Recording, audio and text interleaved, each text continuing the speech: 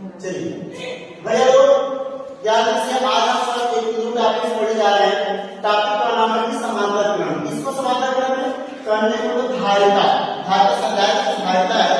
हम क्या करेंगे, कई प्लेट है, देखो जैसे एक प्लेट ये हुआ, एक प्लेट ये हुआ, एक प्लेट ये हुआ, इसको हम लोगों ने किस किरण से जोड़ा है, समांतर किरण से जोड़ा है।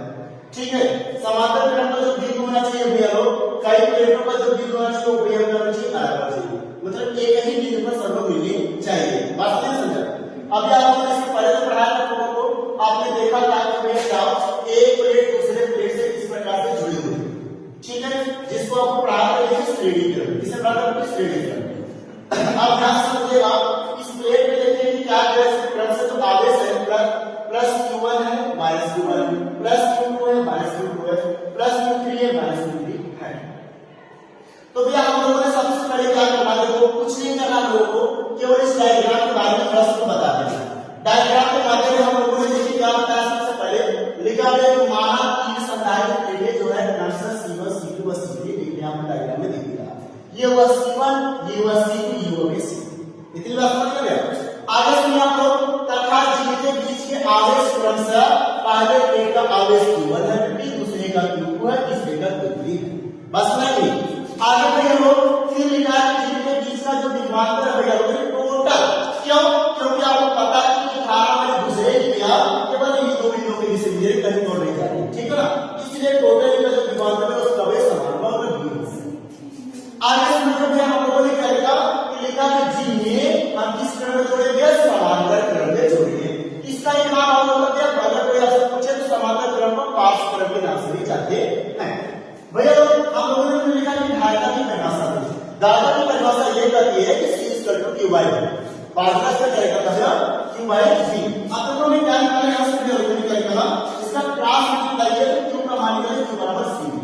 बात समझ रहे हैं?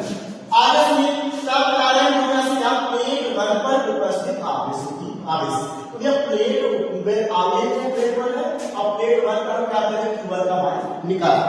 तो बेटे लोग भैया लोग Q1 बराबर में क्या लिखा है, C1 V1। कहां से आया भैया, इसके कार्य आप देख सकते हैं, Q बराबर करते यहां से क्यों की जगह से इसकी पहली निकाल कर C1 की और इसका विभव क्या है V1। ठीक इसी प्रकार से देखो भैया लोग क्या करेंगे, वैसे इसके बाद में क्या करेंगे, Q2 बराबर C2 V। ये एक कार्य को आगे देखिए हम लोग Q3 का मान भी लिखा देगा C3 V। ठीक है ना? अच्छा फिर तब बिंदु A व B के बीच का कुल आवेश भैया लोग, मतलब इस बिंदु से चल करके इस बिंदु के बीच कुल टोटल आवेशों की संख्या कितनी हो रही है उसको बताइए। तो भैया आप लोगों ने लिखा था Q = Q1 × Q2। बस समझ। अब इस Q का मान क्या हम लोग पहले से निकाले हैं, Q बराबर CV, इसलिए हमने CV लिखी। अच्छा Q1 का मान देखो भैया तो मान लिखे, Q1 का मान लिखे C1, उसको भी हमें क्या दिया C1। अच्छा Q2 का मान क्या लिखोगे, Q2 का मान लिखोगे C2 तो C2। अच्छा Q3 का मान क्या लिखोगे, C3 तो C3। बस समझ। वही फिर वैसे निकाल दिया था लड़की का है।